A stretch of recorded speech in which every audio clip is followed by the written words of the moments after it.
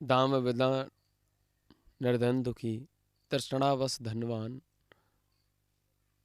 कहूँ न सुख संसार में, सब जग देखो छान। यानी कि दाम बिना निर्धन दुखी, तृष्णावश धनवान। दुखी दोनों है।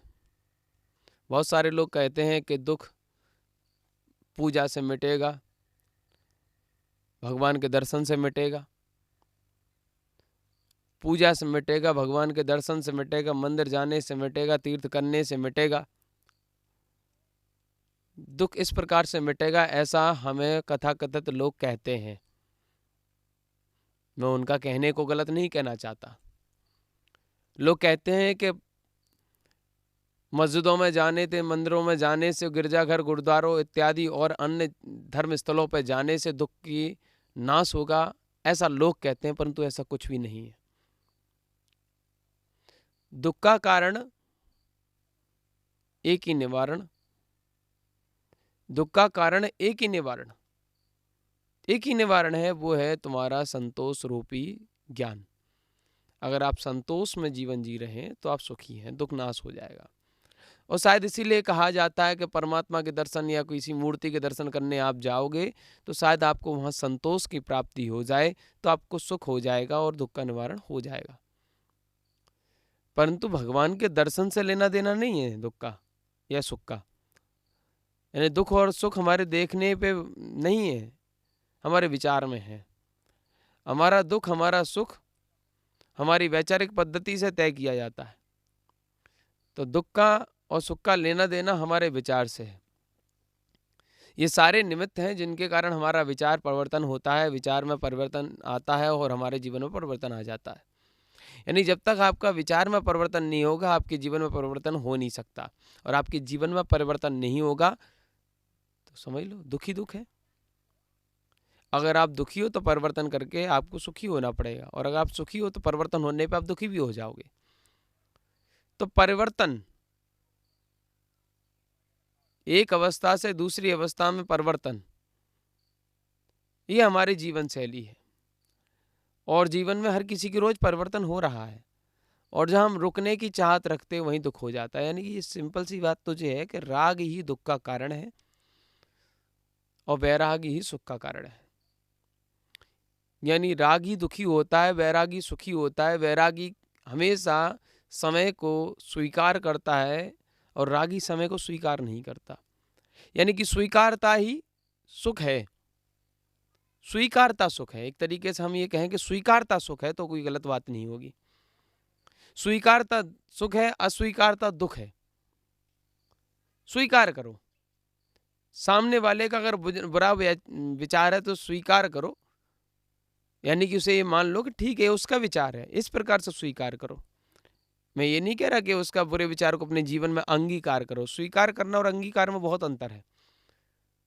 अंगीकार नहीं करना है, स्वीकार करना है। स्वीकार का मतलब उसमें सहमति जता देना है कि हाँ, आपकी बात आपके ज्ञान के अनुरूप, आपके इच्छा के, आपके विवेक के अनुरूप ठीक है।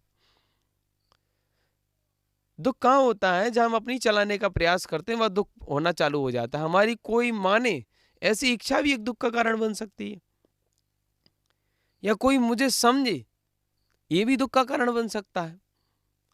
बहुत कारण है दुखों के, एक कारण नहीं है, परंतु इन सबका निवारण एक है। वो निवारण ये है कि कोई हमें समझे ना समझे, हम खुद को समझेंगे। कोई हमारी माने ना माने, हम हमारे मन की ना मानकर आत्मा की मानेंगे। और बहुत अचंभित बात है, अगर हम विचार करें तो बहुत अचंभा होता है कई बार कि हम चाहते हैं हमारी कोई स्वीकारे, परंतु हम किसी की नहीं स्वीकारना चाहते। ये सारी दुख की पद्धति जो है प्रारंभ ही होती है तुम्हारी इच्छाओं से। तो इच्छा ही दुख का कारण है, ये मूल बात हम कह सकते हैं। मुझे बतलाओ कि जब जब आप दुखी होते हो, जब जब आपको दुख होता है तो उसका कारण क्या होता है? आप बता सकते हो, क्योंकि आपके पास उसका समाधान है। इसका समाधान कोई भी पंडित, विद्वान, ज्योतिषी या कोई अन्य प्रकार का कोई व्यक्ति नहीं दे सकता। आपके दुख का समाधान आपके पास ही है, ये मैं आपको वचन देता हूं। थोड़ा विवेक लगाना कि आप जब भी दुखी होते हो तो अपनी इच्छा के कारण ही होते हो। जब आपके अनुरूप कोई कार्य ना हो तब आप दुखी होगे, या किसी अपेक्षा आपने किसी से रख रखी हो, वो अपेक्षा पूरी ना हो तब आप दुखी होगे। मतलब इच्छा अपेक्षा ही आपके दुख का कारण है।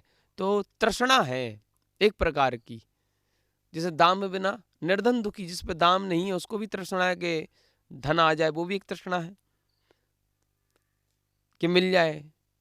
परंतु जिसके पास धन है उसको और बड़ी तृष्णा है कि हमारे पास और आ जाए। अगर धन में सुख होता तो अंबानी आज घर में बैठा होता, कोई व्यापार नहीं कर रहे होते। इतना धन आने के बाद भी वो सुखी नहीं है। रातों दिन की भाग दौड़ में ये व्यापार, ये कंपनी संभालना, इन शेयर्स को देखना, उन शेयर्स को देखना, सभी जगह बेचारा परेशान है। आप मुझे एक व्यक्ति बता दो जो सुखी हो, वो सुखी नहीं है। कहीं ना कि किसी ना किसी तरीके से वो दुखी है। परंतु साधक आपको सुखी मिलेगा। साधक की कोई इच्छाएं नहीं रहती, तो इच्छाएं आपका दुख का कारण है। इसलिए मंदिर जाना ना जाना इससे कोई लेना देना नहीं है। मंदिर में जाके खुद में आना, ये मंदिर जाने का सार्थकता है। इसके लिए मैं मंदिर का निषेध नहीं कर रहा, मैं मस्जिद का निषेध नहीं कर रहा।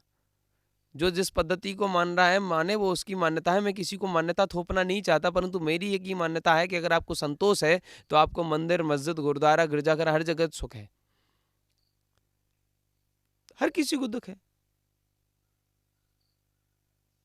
हिंदू दुखी है कि मुसलमान क्यों बढ़ रहे हैं, और मुसलमान दुखी है कि हिंदू सारे मुसलमान क्यों नहीं बन रहे। कई मुसलमान ऐसे होते हैं जो सभी को हिंदू बनाना चाहते हैं, कई हिंदू ऐसा रहते हैं सभी को हिंदू बनाना चाहते हैं, सभी को मुस्लिम बनाना चाहते हैं। जितने भी मुस्लिम हैं, कई लोगों को ऐसे विचार आते हैं कि वो चाहते हैं कि हिंदू जो है वो मुसलमान बन जाए, और कई हिंदू रहते हैं वो कहते हैं मुसलमान हिंदू बन जाए। ये भी तो तुम लोगों की कल्पनाएं हैं। धर्म बनने बनाने से नहीं है। तो जितनी भी दुनिया में धर्म, मजहब, संत, परंपराएं जितनी भी चल रही हैं, मैं उनका विरोध नहीं कर रहा, परंतु मैं एक बात बतलाना चाहता हूं कि तुम अपने अपने विचारों के साथ खुश नहीं हो तो उसका मतलब यह है कि वो विचार सत्य नहीं है। अगर तनिक भी तुम्हारे अंदर बेचैनी है तो उसका मतलब यह है कि आप सत्य के साथ नहीं खड़े हुए हो। बहुत सारे लोग कहते हैं हमारा धर्म मिट रहा है, हथियार डालते हैं, कायर बन जाएं, हमको भी हथियार उठाने पड़ेंगे। बहुत लोग कहते हैं ऐसे। क्या किया हथियारों को उठाकर? हथियार उठा के कोई विजय प्राप्त नहीं कर पाया। सम्राट अशोक ने हथियार उठाया और हथियार छोड़ दिया। इन भूमि के टुकड़ों पर राज करने वाला कभी शहंशाह या राजा नहीं कहलाता, हृदयों में विराजमान होने वाला राजा कहलाता है। राम का राज पूरे विश्व में नहीं रहा, या कुछ लोग कह सकते हैं पूरे विश्व में रहा, परंतु राम ने लोगों के दिलों पर राज किया।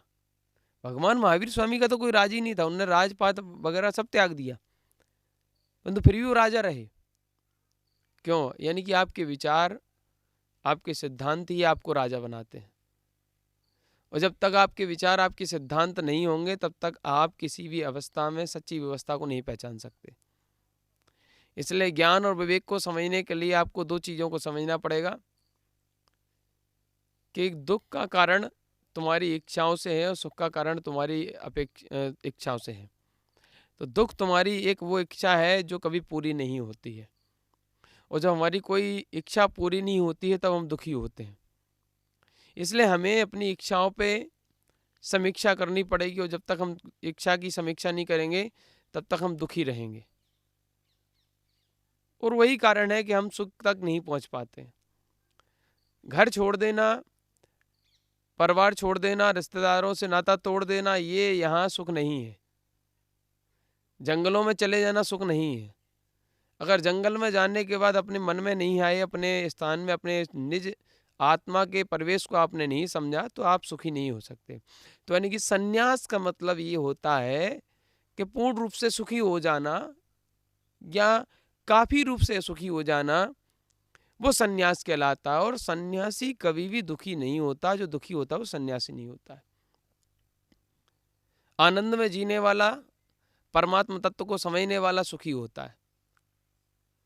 और भगवान अगर तुम्हें पत्थरों में मिल जाए, अगर मंदिरों में, गिरजाघर, मस्जिदों में और गुरुद्वारों में मिल जाए, तो पागल नहीं थे वो साधु जिनने जंगलों में तपस्याएं की और अपने जीवन को कंदराओं में गुजार दिया, अपने जीवन शैली को ऐसे निकाला कि अपने मन से द्वेष को निकाल दिया, अपने मन से पाप को निकाल दिया, अपने मन से दूसरों से घृणा ईर्ष्या को निकाल दिया। तो जो अपने मन से घृणा ईर्ष्या को नहीं निकाल पाता है वो कभी भी सत्य को नहीं समझ पाता है। अगर तुम्हें ये भी ईर्ष्या है कि फलाना व्यक्ति मुस्लिम है या फलाना व्यक्ति हिंदू है, तो भी आप धार्मिक नहीं कहलाए जा सकते। इसलिए धर्म को समझने के लिए पहले आपको खुद धैर्य धारण करना पड़ेगा, और धैर्य कहता है सोचो विचारो तब कुछ चारित्र में लाओ। और जिंदगी में बहुत कुछ ऐसी बातें हैं जो आज कथाकथित साधक नहीं बताना चाहते, और जो नहीं बताना चाहते इसी के कारण से सब बर्बाद होता चला जा रहा है। इसलिए मेरी आप लोगों से सब कल्पना रहती है, भावनात्मक अपेक्षाएं रहती हैं कि जीवन में सुख को समझने के लिए किसी भी प्रकार से आप पहले अपनी इच्छाओं को अपेक्षाओं को समझें, और जब तक आपके जीवन में किसी भी प्रकार की इच्छा है तब तक आप दुखी रहेंगे। तो दुख का कारण आपकी वह एक इच्छा है जो आपको आपकी समीक्षा नहीं करने देता, और आपकी आत्मरूपी समीक्षा आपके दुख को नाश कर देती है। तो भगवान के मंदिर जाने से तब सुख मिलेगा जब भगवान की मूरत को, भगवान की सूरत को देख के हमें लगे कि ऐसी शांति हमको भी पाना है। तो भगवान ने कोई इच्छाएं नहीं की इसलिए शांति मिली। तो जिनकी इच्छाएं होती हैं वहाँ शांति है, दुख वहीं है जहाँ इच्छा है। इसलिए अपनी इच्छा को खत्म करके जीवन की समीक्षा को बढ़ाइए। इसी शुभभावना के साथ ओम नमः सिद्धेभ्य।